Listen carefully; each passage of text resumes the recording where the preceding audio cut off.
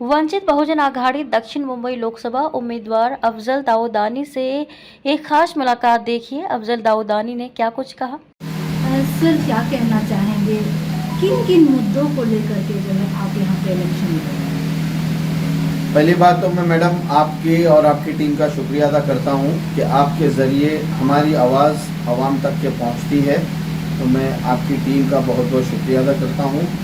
Madam, मुद्दा तो ये है कि आज की तारीख में सबसे बड़ा मुद्दा ये है कि एक हमारा खुला दुश्मन है और एक बंद दुश्मन था। जो बंद दुश्मन था, उन्होंने कश्मीर से कन्याकुमारी तक के पैदल यात्रा की, महाराष्ट्र में आए, सब कुछ किया। उन्होंने बोला कि इंडिया अलायंस में हम सब जुड़ के आने वाले वक्तों में हम हालात को बदल देंगे। आज इंडिया अलायंस ने भी यही किया हमारी मुसलमान कम्युनिटी के साथ, माइनॉरिटी कम्युनिटी के साथ, कि उन्होंने 22 स्टेट में एक भी मुसलमान को टिकट नहीं दिया, और उसमें से एक महाराष्ट्र स्टेट है जो महाराष्ट्र और मुंबई में से भी, जबकि वो दे सकते थे मुसलमान को टिकट।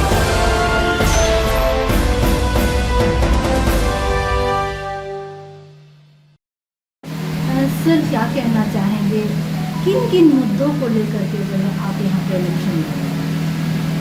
पहली बात तो मैं मैडम आपकी और आपकी टीम का शुक्रिया अदा करता हूँ कि आपके ज़रिए हमारी आवाज़ आवाम तक के पहुँचती है, तो मैं आपकी टीम का बहुत बहुत शुक्रिया अदा करता हूँ।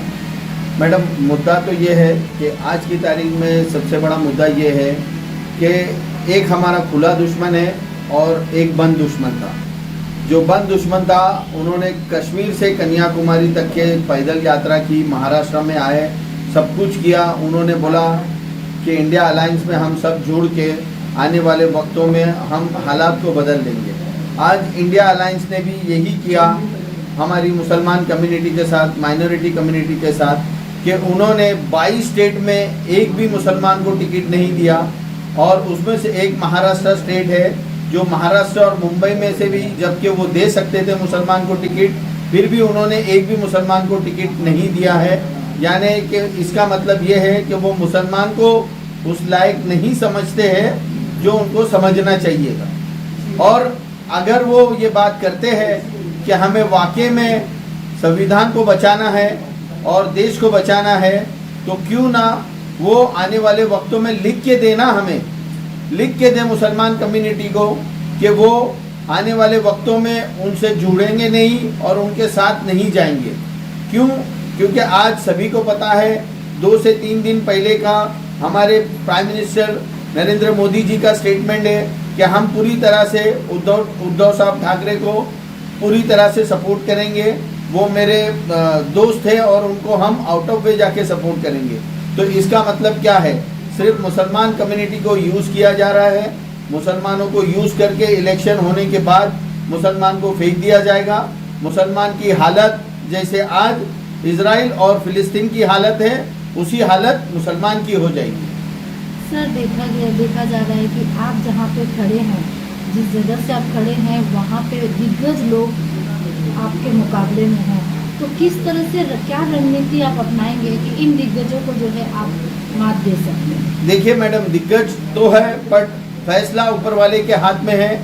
और उसके बाद जो है वो मुस्लिम और वंचित समाज अगर एक हो गया तो इस साउथ मुंबई का इतिहास बदल सकता है। उसका एग्जाम्पल कुछ सालों पहले भाई खल्ला की असेंबली कॉन्स्टिट्यूशन में देखा गया था, और उस वक्त मुसलमान ने ये बता दिया था कि मुसलमानों की ताकत क्या है। कहीं ना कहीं अगर आप जीत के आते हैं, ऑब्वियसली भगवान अल्लाह ताला करे आप जीत के आएंगे, पहली आपकी जो है प्राथमिकता क्या रहेगी जिसको लेकर के आप चुनावी मुद्दे बना सकते हैं? चुनावी मुद्दे में तो यह है कि हमारे इस इलाके में सबसे बड़ा प्रॉब्लम रीडेवलपमेंट का है, और यहाँ पर इतनी सारी बिल्डिंगें ऐसी है कि जो लोग उस बिल्डिंग के अंदर, ना कोई लैंडलॉर्ड का ठिकाना है और ना कुछ है, और आज ऐसे ही लोग मर रहे हैं, बिल्डिंगें गिर जा रही है, क्योंकि कोई फैसला नहीं आता है। लैंडलॉर्ड बोलता है हम नहीं बनाएंगे, प्रशासन बोलता है हम नहीं बनाएंगे, और इसी तरह से यहाँ पर हर साल 2 साल में एक बड़ा हादसा होता है और मरने का फिगर बड़ा आता है इस इलाके में, स्पेशली इस हलके में। और इससे पहले जो हमारे खासदार थे, कभी भी उन्होंने इस पे काम नहीं किया है, ना ही कोई टिप्पणी की है। बल्कि वो जो इलीगल बिल्डर है, बिल्डर माफिया, उनको पूरी तरह से सपोर्ट करके यहाँ पर इलीगल माफिया के खिलाफ बहुत ही काम होता है और कभी किसी ने कोई कार्रवाई नहीं की।